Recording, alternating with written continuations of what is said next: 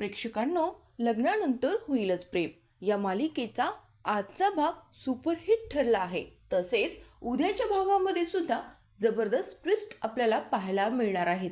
कारण की मित्रांनो, आता काव्या जो निर्णय घेणार आहे त्यामध्ये तिच्या निर्णयाला नंदिनीची साथ मिळणार आहे. काव्याने घेतलेला निर्णय हा कसा बदलता येईल यावर रम्याची खेळी ठरणार आहे. आणि तसेच आपल्याला पाहायला मिळणार आहे की विजयने जो धमाका पार्थच्या बिझनेस मध्ये केलेला आहे त्यामुळे मात्र पार्थ खूप जास्त टेन्शन मध्ये आहे आणि हे सगळं कसं घडलं की घडवलं याचा विचार सुद्धा तो करत आहे. तर आता मित्रांनो, व्हिडिओ शेवटपर्यंत पहा आणि चॅनलवर आपल्या नवीन असाल तर आपल्या चॅनलला सबस्क्राईब करणं विसरू नका. आपण पाहतो की नंदिनी आणि जीवा हे एका वेगळ्याच विचारात असतात. त्यांना असं वाटत असतं की 100% खात्री आपण बाळगून प्रयत्न करायला पाहिजेत. परंतु जी माहिती समोर आली होती ती चुकीची होती असं जेव्हा डॉक्टर सांगतात तेव्हा मात्र त्या दोघांनाही आनंद होतो आणि देशमुख कुटुंबियांना सुद्धा खूप आनंद होतो. कारण की डॉक्टर सांगतात जे काही फॉल्ट्स होते ते नाही आहेत, त्यामुळे तुम्ही 100% प्रेग्नेंट होऊ शकता आणि तेही नॉर्मली. डॉक्टर जीवा आणि नंदिनीला सांगत असतात की जर तुमची मॅरिड लाईफ ही व्यवस्थित असेल तर तुमच्या प्रेग्नन्सीमध्ये काहीच अडचण येणार नाही. आता या गोष्टी जीवा नंदिनीला आनंद देणाऱ्या असतातच. जीवा खूप खुश होतो आणि त्यानंतर आपण पाहतो की जीवा सगळ्यांसमोर नंदिनीला मिठी मारतो. त्याच्या चेहऱ्यावरचा आनंद सगळं काही सांगून जातो. नंदिनीलाही रडू येत असतं. तेवढ्यातच काव्या म्हणते की अगं ताई, हा आनंदाचा क्षण आहे. तुझ्या मनातली सगळी हुरहुर आता संपलेली आहे, त्यामुळे काळजी करू नको. तुझ्या मनासारखं सगळं होणार आहे बघ. आणि तेव्हा नंदिनी सुद्धा काव्याला मिठी मारते. या सगळ्या गोष्टी मित्रांनो आनंदाच्या आज देशमुख कुटुंबामध्ये आपल्याला पाहायला मिळाल्या. प्रत्येक वेळेस आई आणि बाबा होण्याचं स्वप्न आपलं पूर्ण होऊ शकतं की नाही या विचारात असणारे जीवा नंदिनी मात्र आता एकदम खुश आहेत.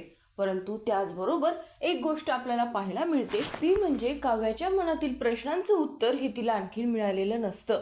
ती विचार करत असते की आई हे सगळं काही आमच्या दोघींच्या प्रेग्नन्सीबद्दल बोलत आहेत.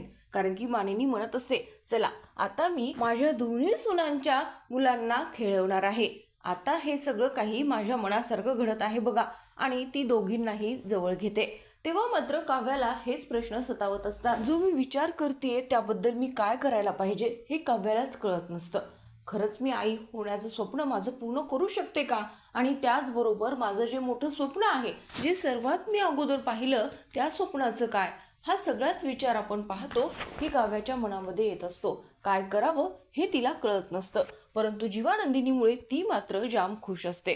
मित्रांनो, आपण पाहतो की आता इकडे रम्या खूप डिस्टर्ब असते. ती खूप चिडलेली सुद्धा असते. आणि तेव्हा विजय विचारतो की पार्टनर म्हणजे मी तुझा पार्टनर आहे आणि डार्लिंग तू मला सांगायला पाहिजेस की नेमकं काय झालेलं आहे, म्हणजे तू एवढी अपसेट का आहेस हे तू मला सांगू शकतेस. तेव्हा मात्र रम्या म्हणते की जी गोष्ट मला पाहिजे असते ना आणि जर ती मला मिळाली नाही तर माझी खूप चिडचिड होते. मी काय करू शकते ना ती मला मिळवण्यासाठी हे मी नाही सांगू शकत. आणि तेव्हा तो विचारतो की काय झालं एक्झॅक्टली, तुला कशाबद्दल बोलायचे ते तरी सांग.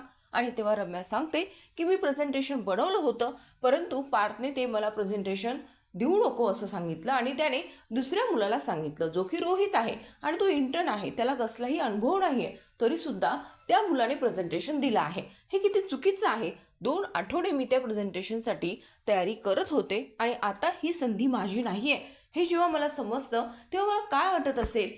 तुम्ही नाही समजू शकत विजय.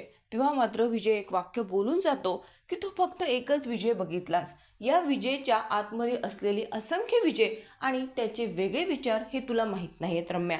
त्यामुळे तू हे सगळं काही बोलतेस. तू काळजी करू नको. सगळं काही तुझ्या मनासारखं नाही झालं परंतु उद्याचा धमाका पार्थच्या आयुष्यात कसा होईल ना हे तू पाहशीलच. तेव्हा मात्र रम्याला असं वाटतं की कदाचित हा जो विजय आहे तो पार्थला हर्ट करेल. तेव्हा मात्र तिच्या चेहऱ्यावरची जी काळजी असते ती सुद्धा आपण पाहतो की विजयला दिसत असते. विजय म्हणतो, कसं आहे ना रम्या, तुझ्या आणि माझ्या गोष्टी खूपच जास्त सिमिलर आहेत. मलाही असंच आहे. माझी आवडती वस्तू, माझी आवडती गोष्ट किंवा जे मला करायचं आहे ते जर मी करू शकलो नाही, ती जर गोष्ट मला मिळाली नाही तर मग मात्र माझी सुद्धा तुझ्यासारखी चिडचिड होते. त्यामुळे तू काळजी करू नको असं म्हटल्यानंतर मात्र रम्या विचारात पडते आणि तिला असं वाटतं की याने काही चुकीचं करता कामा नये. परंतु विजय म्हणतो, रिलॅक्स डार्लिंग, असं काही होणार नाहीये, चिल राहा. असं म्हटल्यानंतर मात्र रम्या सुद्धा विचारात पडते. विजयचा एक एक चेहरा आपल्याला पाहायला मिळतोय. ज्या गोष्टी ज्या पद्धतीने तो समोर मांडत आहे त्यावरून त्याचा स्वभाव मात्र लक्षात येतोय की तो पूर्णपणे जसं दाखवतोय तसा नाहीच आहे. आणि रम्यासाठी तो किती घातक ठरू शकतो हे सुद्धा विचारात घेण्यासारखंच आहे. कारण की ज्या गोष्टी त्याने घडून आणलेल्या असतात रम्याच्या चेहऱ्यावर आनंद येईल असं त्याला वाटतं, परंतु मित्रांनो घडणार काहीसं वेगळंच असतं. आपण पाहतो दुसऱ्या दिवशी काव्य अभ्यास करत असते आणि इकडे मात्र पार्थला फोन येतो आणि तेव्हा पार्थ हा फोनवर चिडलेला असतो. कारण की जे कॉन्ट्रॅक्ट त्याला मिळणार असतं ते कॉन्ट्रॅक्ट आता दुसऱ्याच कंपनीला मिळालेलं आहे हे त्याला समजतं. आणि तेव्हा तो म्हणतो की असं कसं होऊ शकतं, त्यांना तर प्रेझेंटेशन आवडलं होतं आणि हे कॉन्ट्रॅक्ट दुसरीकडे कसं गेलं. तेव्हा काव्याच्या लक्षात येतं की पार्थ खूप जास्त चिडले.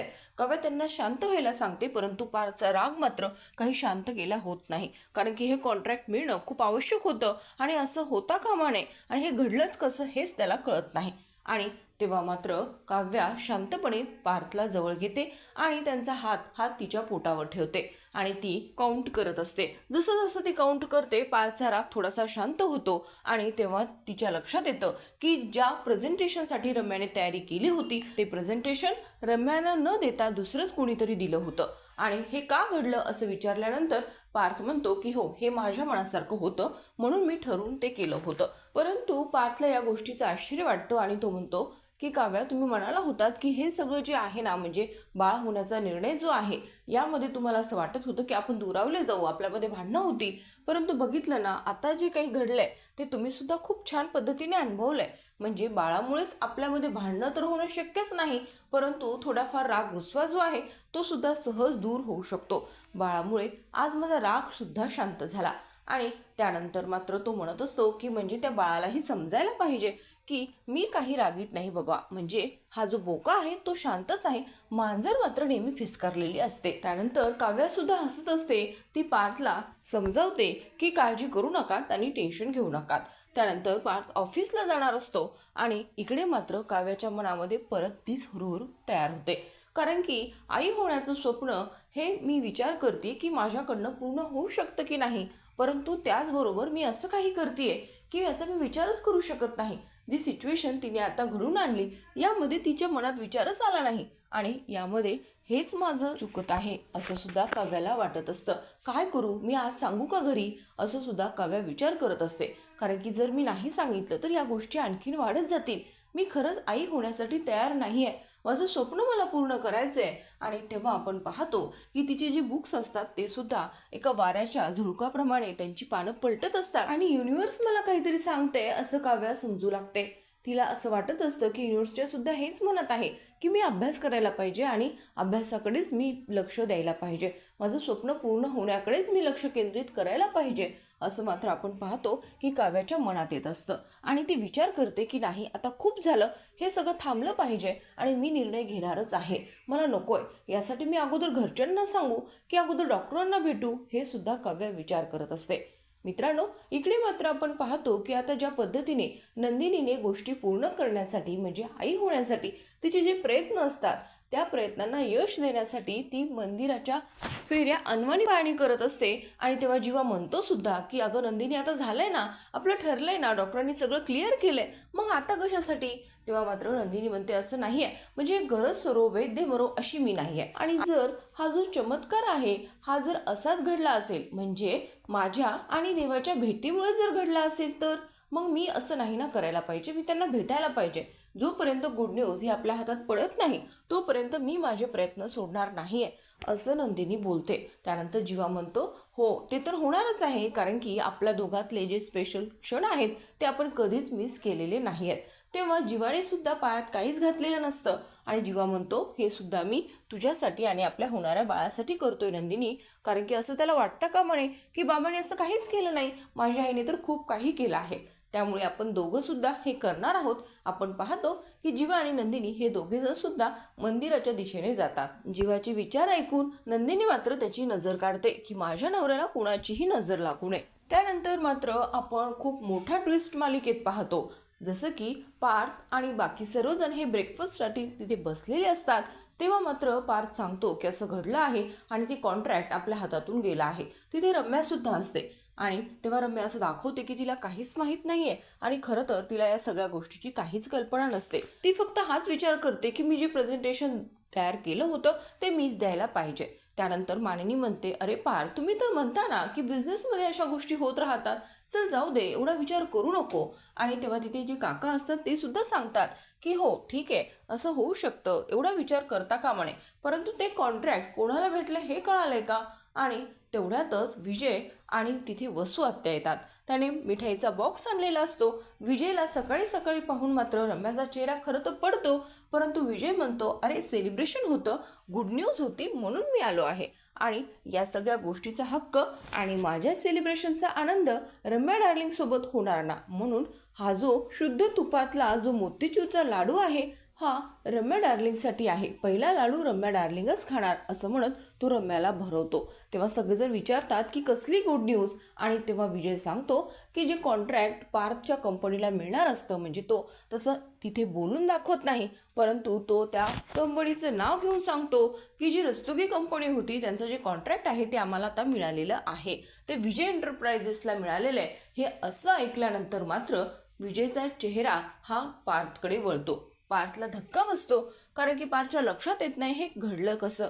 आणि त्यानंतर त्याला राग सुद्धा येतो आणि त्यानंतर सगळ्यांच्याच लक्षात येतं की विजयने हे सगळं मुद्दामून केलंय का. रम्या सुद्धा विजयकडे पाहत असते. खरं तर रम्याला राग आलेला असतो की आमचं कॉन्ट्रॅक्ट ह्याने कसं घेतलं. आणि पार्थ सुद्धा पाहत असतो. पार्थची तर खूप जास्त चिडचिड होते, परंतु तसं काहीही न दाखवता मात्र तो तिथे शांतपणे बसून असतो. आणि त्याला असं वाटतं की हे सगळं बहुतेक रम्याने तर घडून नसेल आणलं. आणि तेवढ्यात विजय सगळं वातावरण व्यवस्थित करण्यासाठी बोलत असतो. हा विजयच्या कंपनीचा आनंद आहे आणि अशा गोष्टी तर बिझनेसमध्ये होतच असतात आणि नथिंग पर्सनल असं म्हणून तो पार्थकडे पाहतो. आणि तेवढ्यातच तिथे विक्रम येतात आणि तेव्हा त्यांना सुद्धा मोतीचूरचा लाडू हा विजय देत असतो.